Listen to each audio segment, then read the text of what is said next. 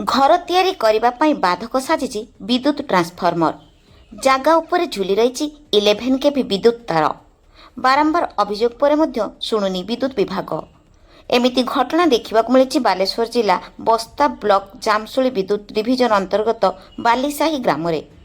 ଗ୍ରାମର ରଞ୍ଜନ ଦ୍ୱାରୀ ନାମକ ଜଣେ ବ୍ୟକ୍ତିଙ୍କ ଘରବାଡ଼ି ଜାଗା ସମ୍ମୁଖରେ ବିପଜ୍ଜନକ ବିଦ୍ୟୁତ ଟ୍ରାନ୍ସଫର୍ମର ରହିଛି, ଯାହାଫଳରେ ସେ ସେହି ଜାଗାରେ ଘର ତିଆରି କରିପାରୁନାହାନ୍ତି।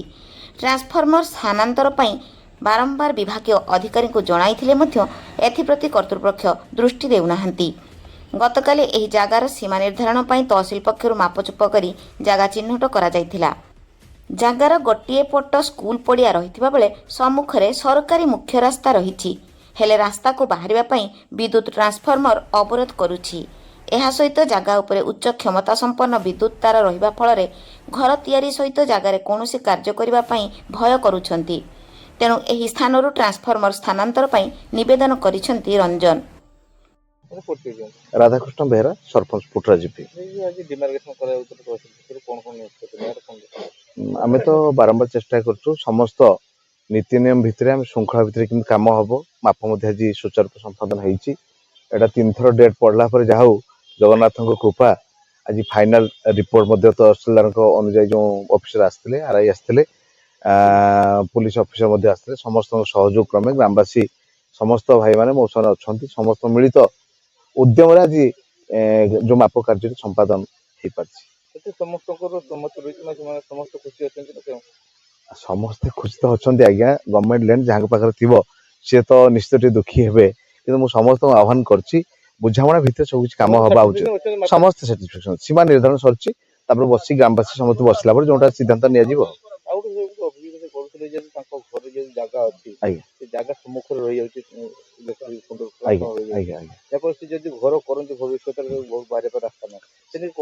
ये तो देश आमर जो बड़ भाई अच्छा हरिचंद्र बाबू अन्य जो वयोज्येष्ठ बुद्धिजीवी लोक अच्छा समस्त बसिकी गोटे मु तो आह्वान कर समस्त बसिकी गवर्नमेंट डिमार्केशन कले समस्त बसवा क्या जमी किसी अड़ुआ न हुए आम समस्ते भाई भाई मिसिकी चलिए।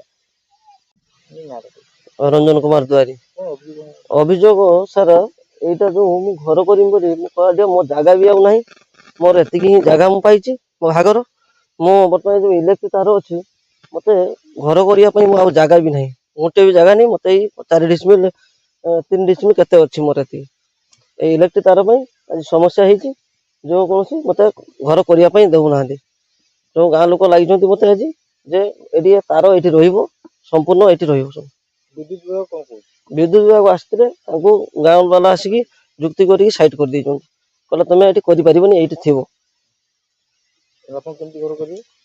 मो न्याय चाहूँ सरकार पाख। मो ना Harishchandra Behera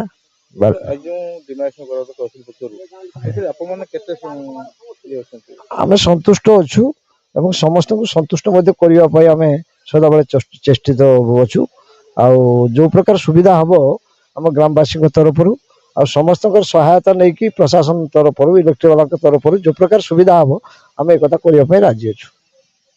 बालियापाड़ू Subhadra राउतों report mobile TV.